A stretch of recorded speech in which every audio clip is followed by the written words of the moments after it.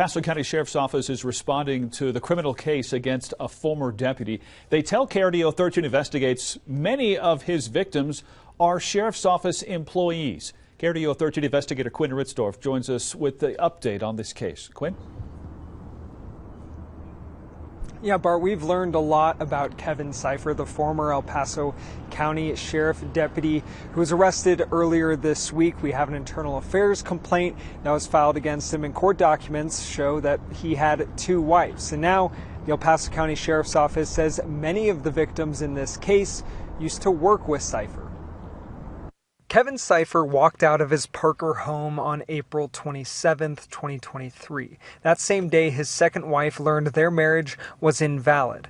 According to divorce records, she found out he never divorced his first wife, who lives in California, like he told her. The second wife is the same woman at the center of an internal affairs complaint filed against Cipher in March 2023 while he still worked at the El Paso County Sheriff's Office. That complaint alleges Cipher tricked his friend and coworker to tell her he had cancer in early March before they got married. The scenario that he talked about was one in which I would make a phone call to a Douglas County Sheriff's deputy and read from a script and basically talk about a person's medical condition who had cancer, who would need surgery and treatment, but had a high likelihood of being cured. The coworker, who we are keeping anonymous, says Cipher then asked for money from El Paso County Sheriff employees to pay for his apparent cancer treatment. When you have any law enforcement officer that lies, particularly to a friend,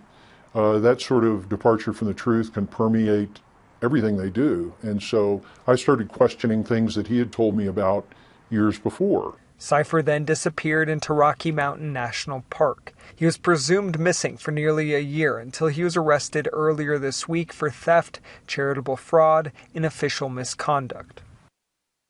The El Paso County Sheriff's Office would not answer our questions about this case and if the internal affairs complaint is related to the criminal charges Cipher faces.